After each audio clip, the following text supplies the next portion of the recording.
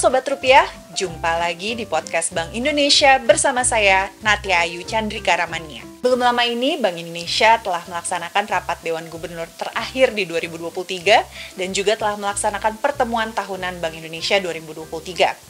Di kedua pertemuan tersebut, Bank Indonesia telah membuat asesmen tentang perekonomian Indonesia 2024, prospeknya seperti apa, dan juga tantangan yang akan dihadapi. Sebelum memasuki 2024, kita lihat seperti apa refleksi perekonomian Indonesia di 2023, seperti apa prospek 2024, dan apa yang bisa dilakukan oleh Sobat Rupiah untuk mendukung ekonomi Indonesia. Kita bahas bersama Asisten Gubernur, Kepala Departemen Komunikasi Bank Indonesia, Bapak Erwin Haryono. Apa kabar Pak Erwin? Alhamdulillah, nanti sehat. Sehat, Alhamdulillah. Pak Erwin, kita langsung aja nih. Okay. Kemarin itu Bank Indonesia sudah mengumumkan hasil rapat Dewan Gubernur bulanan yang terakhir di 2023. Nah, di situ disebutkan suku bunga kebijakan tetap di angka 6%. Yang menarik, suku bunga kebijakan bulan ini disebutnya BI rate. Sementara bulan lalu BI 7 days reverse repo rate. Boleh diceritakan nggak Pak, kenapa itu berbeda? Sebetulnya 2016 kita pakai nama BI rate. Waktu itu kemudian berubah menjadi BI 7 days repo rate karena ada pergeseran operasional yang tadinya overnight menjadi tenor 7 hari dan kemudian dirubahlah nama itu. Tapi sekarang kita berpikir sebetulnya lebih kepada simplifikasi dari komunikasi daripada kita belibet ngomongnya BI 7 days repo rate gitu. BI rate sebetulnya lebih simpel. Terminologi umum juga sebetulnya lebih banyak disebut sebagai suku bunga kebijakan Bank Sentral sebagai policy rate gitu ya. Di Amerika misalkan disebut sebagai Fed Fund Rate karena dia Federal Reserve gitu. Di kita kemudian disebut sebagai BI rate. Jadi simply because communication sebetulnya lebih simpel dan lebih mudah diingat. Berarti konfirmasi sebenarnya tidak ada yang berubah dari angkanya, dari tenornya, hanya penamaannya untuk memudahkan Sobat Rupiah gitu. Branding ya. Lah itu. Branding, oke. Nah, lanjut lagi, kita tadi ngomong RDG terakhir di 2023. Nah, kita mungkin udah biasa ya saatnya mau tahun baru nih, saatnya untuk merefleksi gitu. Nah, kalau ada satu kata yang Pak Erwin bisa gunakan untuk menggambarkan 2023, kira-kira katanya apa tuh? Saya pengen pilih kata Alhamdulillah. Boleh ya? Alhamdulillah Pak. Iya, 2023 itu Alhamdulillah banget. Oh gitu. Kenapa Pak? Kenapa Alhamdulillah? Di antara negara-negara yang terkena krisis, kita bisa standing tall dengan tumbuh 5%, dengan inflasi yang terjaga, dengan juga nilai tukar pada saat semua emerging market economies gonjang-ganjing, dan kita relatif stabil. Itu Alhamdulillah banget Natia. Indonesia dulu 2013, 2014 bahkan dikelompokkan sebagai negara-negara emerging yang fragile five, negara-negara yang rapuh gitu ya. Terus kemudian ada reformasi besar-besaran, kita ngebangun banyak hal, pelan-pelan kemudian secara ekonomi kita bisa tumbuh dengan baik, tapi juga secara sustainable gitu. Dan sekarang semua itu terbukti gitu. Banyak hal yang sudah kita lakukan dan kemudian terbukti waktu pas pandemi kita juga keren banget waktu pas, kalau Natia ingat kita pernah jadi presidensi di G20 dan itu dilakukan di Bali, bukan soal Balinya saja yang kemudian mempesona banyak orang, tapi kan juga performa ekonomi kita gitu. Dan itu berlanjut di 2023. Jadi Alhamdulillah. Alhamdulillah ya. Tadi Bapak bilang gitu bahwa Alhamdulillah. Pasti kan Alhamdulillah tadi ya, setelah 1 dekade kita berhasil mengubah gitu dari fragile five, sekarang kita di tengah gonjang-ganjing kita bertahan dan tetap stabil.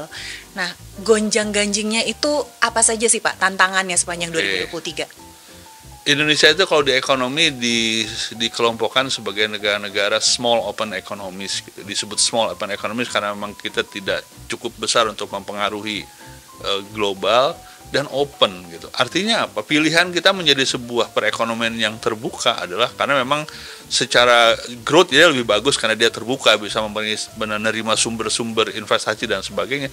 Tapi pada saat yang sama dia rentan terhadap gejolak-gejolak dari luar yang kemudian masuk dan kemudian mempengaruhi perekonomian. Jadi small open economies. Nah, being a small open economy itu nggak mudah gitu. Nah, kita saksikan kemarin baru saja kita sembuh dari pandemi, belum sembuh benar sebetulnya ya. Setelah trauma yang begitu kuat, tiba-tiba ada isu geopolitik Ukraine. Ukraine belum selesai, tiba-tiba Israel, dan terus saja begitu.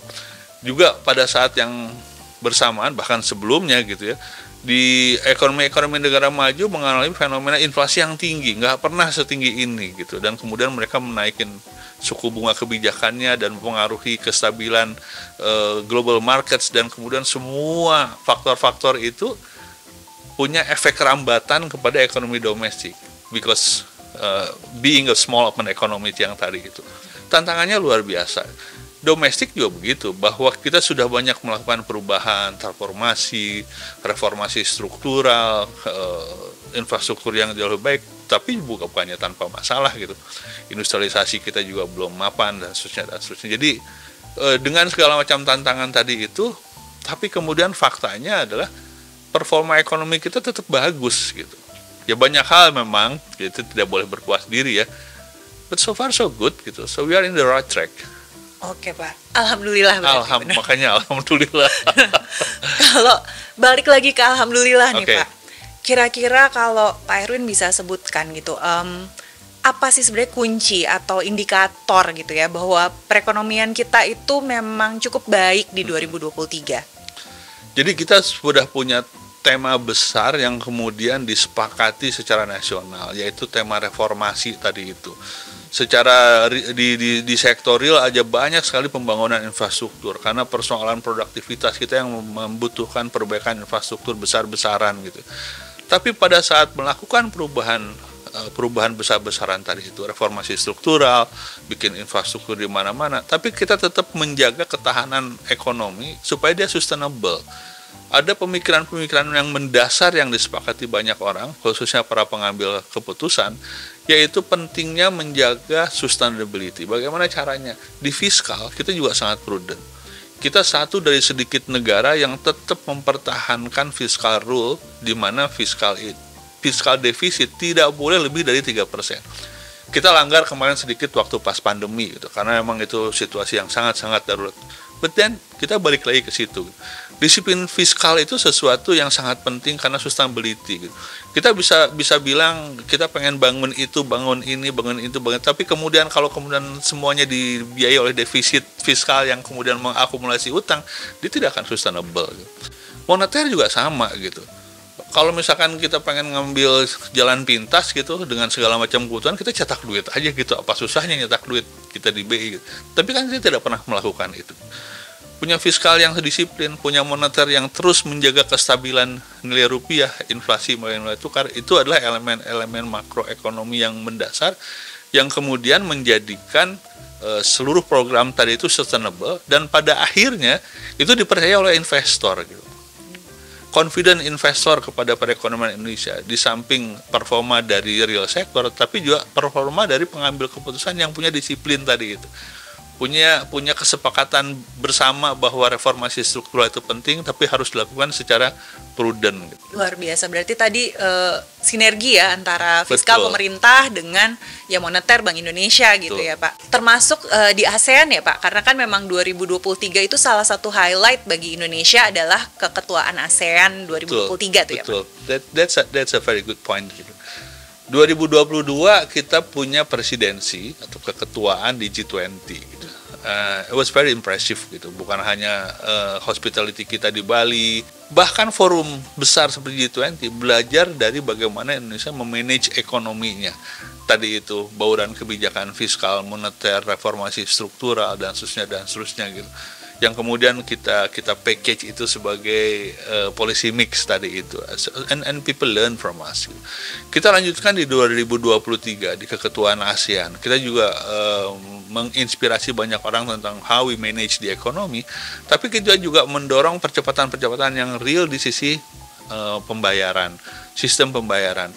Kita menginisiasi sebuah gerakan yang sangat relevan buat negara ASEAN, yaitu ASEAN Payment Connectivities atau Regional Payment Connectivities, karena memang dorongan digitalisasi lewat payment yang bisa menyatukan ASEAN dan kemudian mendorong dia kepada cita-cita lama ASEAN sebagai integrasi ekonomi gitu. Jadi pada saat tadi kita mendorong regional payment connectivity, kita berusaha melakukan integrasi melalui pembayaran. Kita punya KRIS dong yang sangat kita banggakan. Thailand misalkan punya QR code Thailand standar dan kemudian bisa ngobrol, kemudian kita bisa lakukan dengan negara lain, terjadi payment connectivity. Tapi di belakang payment connectivity tadi itu ada inisiatif LCT, Local Currency Transaction. Ini juga sesuatu yang penting dan sudah dibicarakan sejak lama, bahwa ketergantungan kita kepada US dollar, di mana hegemoni US dollar itu begitu kuat, itu tidak sehat buat semua orang. Itu sudah menjadi inisiatif global dan kemudian juga inisiatif regional. Nah, menariknya si LCT itu adalah pada saat kita lakukan payment connectivity lewat QR code tadi itu, di belakangnya settlement transaksi antara orang Indonesia dengan orang Thailand misalkan bisa dilakukan tanpa menggunakan US dollar gitu. Jadi langsung rupiah ke Thai baht gitu. Jadi ada dua inisiatif besar pada saat yang sama. Regional Payment Connectivity dan Local Currency Transaction yang dulu hanya berhenti di sebatas wacana gitu. We make it real gitu. Berarti luar biasa sekali ya Iya. Pak. Memang Indonesia itu kepemimpinannya di sisi internasional pun semakin kuat di 2023. Menjadi tambahan lagi kebanggaan kita, keberhasilan ekonomi kita di 2023. Kita tidak lagi jago kandang sekarang. Oh gitu ya, udah go public, go international. Go international. Tapi rasanya kalau 2024 perekonomian mungkin sudah lebih ada gambaran ya Pak. Karena balik lagi ke hasil RDG terakhir di 2023 kan sudah disebutkan juga tuh, ada proyeksi ekonominya Bank Indonesia antara 4,7 sampai 5,5%, meningkat dari sebelumnya. Nah, kira-kira apa Pak? Tadi memang dari 2023 banyak yang positif dari perekonomian Indonesia, tapi buat Pak Erwin apa yang menyebabkan kita begitu optimis untuk 2024? Di dalam RDG kemarin kita lihat ada secercah harapan yang lebih baik di 2024. Makanya tadi proyeksi pertumbuhan kita 47 sama 5,5. Inflasi juga bisa lebih rendah karena di 2024 kita punya target inflasi yang lebih rendah. Jadi Bank Indonesia itu untuk menjaga kestabilan ekonomi punya target inflasi. Target inflasi yang menentukan bukan Bank Indonesia sendiri tuh, ditentukan oleh pemerintah. 2023 target inflasi kita 3% plus minus 1%. Mulai tahun depan even lower menjadi 2,5 plus minus 1%. Tapi kita tetap optimis di tahun depan kita punya proyeksi pertumbuhan yang sedikit lebih tinggi, tapi juga dengan confident kita untuk mencapai inflasi yang lebih rendah karena emang targetnya lebih rendah gitu. Nah, bagaimana dong cara mencapainya gitu. Betul Pak. Nah, yang dibicarakan kemarin adalah memang ada beberapa perbaikan-perbaikan. Tadi itu kita berharap isu geopolitik ini tidak sekencang di 2023. Bukan hanya isu ekonomi, sebetulnya ini lebih kepada isu kemanusiaan. Tapi juga dampak ekonominya diharapkan lebih mild ketimbang yang kemarin. Dan yang lebih penting dari itu adalah persoalan-persoalan mendasar di negara maju sudah ada titik terangnya, bahwa proyeksi-proyeksi terakhir dari ekonomi di negara maju lebih baik dibanding 2023, termasuk juga tekanan inflasi sudah mulai mereda, tidak sengeri tahun 2023, dan dengan demikian kita juga bisa melihat proyeksi-proyeksi policy response yang dilakukan oleh otoritas keuangan di sana juga tidak seketat seperti tahun 2023. Nah, kalau sebelumnya ada istilah, kalau masih ingat tuh higher for longer gitu, sekarang memang masih akan tinggi tapi tidak lagi kita sebut sebagai higher gitu. Sehingga terus kemarin ada istilah di press release-nya BI itu high for longer gitu. Yang sebelumnya higher, ya memang dia akan tetap tinggi tapi tidak akan lebih tinggi gitu. Artinya adalah persoalan-persoalan yang kemudian terrefleksikan di dalam ketidakstabilan ekonomi global, khususnya di keuangan, tidak akan sengeri 2023. Nah, itu baseline. Di domestik, saya kira juga kita sekarang sedang menghadapi pemilu. Cuman saya sih ngerasain, mungkin nanti juga ngerasain, pemilunya kan tidak sedramatis kemarin-kemarin. Perbedaan selalu ada. That's the beauty of democracy gitu ya. Tapi kan juga kita ngelihat masyarakat Indonesia yang lebih dewasa gitu. Ya beda-beda aja gitu, nggak apa-apa. Tapi kan nggak harus kemudian menjadi sampai berantem gitu. Kita lihat di banyak segi. Ekonomi tadi kita sudah bahas ya, ekonomi global maupun ekonomi domestik, termasuk juga keadaan sosial politik kita. Jadi kita punya banyak alasan untuk lebih optimis di tahun 2024 dan menghadapi itu. Kemudian Bank Indonesia ancang-ancang gitu. Tapi kita akan lebih optimis pasti karena beberapa tadi itu, tapi kita tetap akan cautious gitu. Kita tetap akan berhati-hati. Karena tadi itu kita harus selalu sadar bahwa Indonesia itu the small open economy gitu. Banyak sekali persoalan-persoalan global yang akan masuk ke Indonesia dan itu harus kita jaga gitu. Optimis but still cautious. Mungkin analoginya kalau kita ini di lautan gitu ya. Lautan yang memang bergelombang gitu, selalu bergelombang. Kapal kita itu kapal kecil, small open economy tadi itu. Dan kemudian ada kapal-kapal besar yang for some reason dia bergejolak dan kemudian dia menambahkan gelombang on top of gelombang yang memang sudah ada di lautan dan kemudian kita terpengaruh. Nah, kita ngelihat si kapal-kapal besar itu dia sudah lebih stabilize sehingga gelombangnya tidak setinggi yang kemarin. Nah, sehingga dengan demikian si kapal kecil tadi kita itu bisa melanjutkan program-program reformasi yang memang terbukti sudah berhasil. Lebih mudah melaju gitu ya, Pak. Persis. Dan ini saya pengen sekali ngomong ini, dengan demikian harusnya itu yang menjadi dasar pada saat nanti kita punya leadership baru di negara ini. Kita harus lanjutkan reformasi because it works gitu. Proven gitu. Siapapun yang terpilih itu pasti putra-putra terbaik. Harapan kita semua adalah kita lanjutkan reformasi struktural. Banyak hal yang kita lakukan dan memang bukti-bukti sudah sangat banyak. Pilihannya melanjutkan dengan lebih baik saya kira. Artinya apakah di antara tadi semua komponen yang kita bicarakan ya Pak, ada Bank Indonesia, mungkin pemerintah, LPS dan lain-lain yang akan menjadi pemain sebenarnya di ekonomi Indonesia. Apakah masyarakat, apakah Sobat Rupiah ini juga masuk sebagai salah satu pemain sebenarnya Pak? Oh iya dong. Tadi itu kan struktur demografi kita. Kita sekarang punya bonus demografi. Bonus demografi itu adalah sebuah dorongan penting untuk sebuah pertumbuhan ekonomi. Kalau kita bisa memanfaatkan bonus demografi itu. Siapa sih bonus demografi? Ya Sobat Rupiah gitu kan. Sebaliknya, apabila kita tidak bisa memanfaatkan bonus demografi, artinya pangsa terbesar dari masyarakat yang kalangan muda tadi itu tidak bisa kontributif, ya masa depan suram lah, madesu gitu. Beberapa ekonom bahkan memperkirakan bahwa kalau kita tidak hati-hati, bonus demografi itu hilang, kita akan terjebak kepada apa yang disebut sebagai middle income trap gitu. Beberapa orang mengatakan Indonesia akan tua sebelum kaya. Jadi gini, negara-negara maju kayak Jepang gitu kan, mereka sekarang masuk aging population, ya, orang tua banyak, tapi kan mereka sudah kaya gitu. Bayangin kalau Indonesia sudah masuk aging population tapi kita belum kaya gitu. Nah, kembali ke pertanyaan Natya, itulah sebetulnya peran penting dari generasi yang sekarang gitu. Dan kemudian pada saat memberikan kontribusi yang penting supaya kita tidak terjebak kepada middle income trap tadi itu, digitalisasi penting gitu. Karena dunia sudah berubah gitu. Cara-cara melakukan aktivitas ekonomi akan berubah. Nah, teman-teman Gen Z yang sekarang sedang mulai mendapatkan penghasilan dan seterusnya, pada saat sama juga akan menjadi decision maker kan. Pada saat misalkan Gen Z yang masuk ke Bank Indonesia lewat program PCPM gitu, sooner or later, bahkan sekarang di Indonesia itu sudah bergeser, pemimpin-pemimpinnya sekarang sudah jauh lebih muda gitu.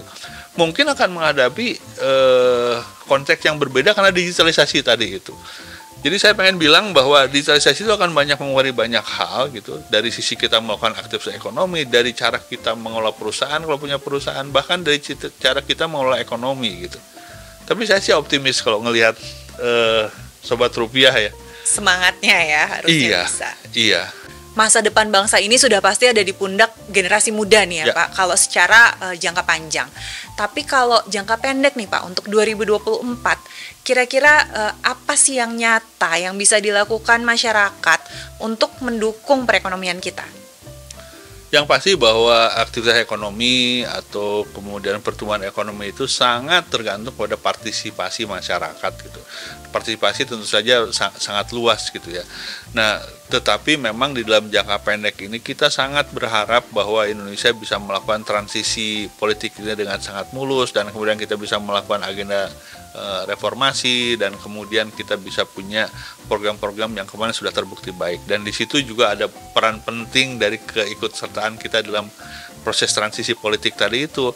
Tapi lebih penting dari itu adalah bagaimana kemudian kita, khususnya para sobat rupiah ya, generasi muda itu lebih aktif ke dalam partisipasi ekonomi tadi itu. Dan again, saya sangat ingin mengingatkan, digitalisasi itu sesuatu yang tidak terbantahkan. Dia akan mengubah banyak hal gitu. 2024 adalah saat di mana kita harus betul-betul mempersiapkan diri untuk masuk kepada dunia baru digitalisasi. Saya sangat percaya bahwa digital platform ini akan mengubah banyak hal. Apabila kita siap, kita bisa melakukan semua itu dengan jauh lebih baik. Dan apabila kita tidak siap, sebaliknya akan terjadi bahwa platform ekonomi yang baru tadi itu mungkin tidak dikuasai oleh anak bangsa misalkan gitu. Kalau emang kita tidak siap gitu kan. Tapi sebaliknya kalau kita siap. Jadi 2024 alhamdulillahnya makroekonomi kita masih terjaga, kita punya optimisme yang tadi, but then necessary but not sufficient condition. Sufficient conditionnya adalah peningkatan produktivitas khususnya tadi lewat penguatan di kapabilitas kita di dalam digitalisasi. Berarti memang orang Indonesia ini harus lebih melek tadi ekonomi digital gitu ya, Pak. Dan tentunya ikut mungkin ya, misalnya yaitu UMKM, buka usaha, ikut itu. Tadi even dagang online pun itu sudah mendukung perekonomian sebenarnya ya, Pak. Itu hal yang pengen terima kasih nih, saya jadi masuk. Bayangin begini. Katakanlah saya jual gado-gado, saya UMKM jual gado-gado gitu ya, gado-gado Bang Erwin gitu ya. Pada saat kemarin saya jual gado-gado, Natia beli gado-gado, semua orang karet gado-gado, ada yang pedas pakai karet 2 kayak gitu ya. Pada saat Natia bayar saya pakai duit cash gitu, persoalan selesai. Tapi bayangkan sekarang, kalau Natia beli gado-gado saya pakai kris, semua orang beli pakai kris gitu ya. Saya sekarang punya data nih sebagai tukang gado-gado gitu ya, tukang gado-gado. Jadi begini, dulu data itu tidak ada karena memang mereka terlalu kecil untuk membuat pembukuan misalkan. Sekarang karena memang digitalisasi pembayaran saja hanya lewat kris, tiba-tiba sekarang dia punya data yang kemudian kalau andaikan semua orang beli gado-gado saya pakai kris, tiba-tiba saya punya data penjualan, saya bisa bikin pembukuan, dan jangan lupa kemudian saya bisa ngebangun apa yang disebut sebagai credit scoring. Nah, kemarin bank mau ngasih pendanaan kepada saya, dia ngasih bunga yang tinggi karena saya nggak punya data, dia nggak kenal saya gitu. Sehingga dengan demikian mereka menetapkan premi risiko yang tinggi. Kalau sekarang saya punya data gitu, kemampuan saya menjual gado-gado, kan kemampuan saya membeli kredit dong, kita bisa kredit scoring. Itu saja itu udah luar biasa. Nah, hal kecil bahwa digitalisasi tadi itu bisa sangat mendorong pertumbuhan ekonomi hanya dengan sebuah kris gitu ya, yang awalnya memang dimaksudkan untuk kemudahan pembayaran, tapi kemudian ada jejak detail dan seterusnya. Jadi yang ingin saya sampaikan adalah pada saat semua orang sudah terlibat kepada digitalisasi, kita bisa lakukan banyak hal di situ gitu. Dan sekali lagi sebagai digital native nih, para sobat rupiah itu mereka jauh lebih jago daripada saya gitu. Makanya saya bilang saya sih optimis gitu melihat ekonomi Indonesia kalau emang sobat rupiah bisa berkontribusi lebih banyak kepada program-program digitalisasi yang sedang kita lakukan.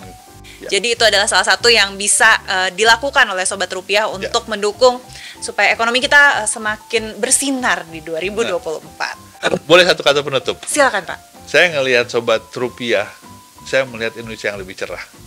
Luar biasa. Itu rhyme. It rhymes, Pak. Tepuk tangan deh. Oke, terima kasih Nadia. Oke, terima kasih Pak Erwin. Oke, Sobat Rupiah, untuk info terkini terkait perekonomian Indonesia, jangan lupa untuk ikuti seluruh kanal media sosial Bank Indonesia. Sampai jumpa.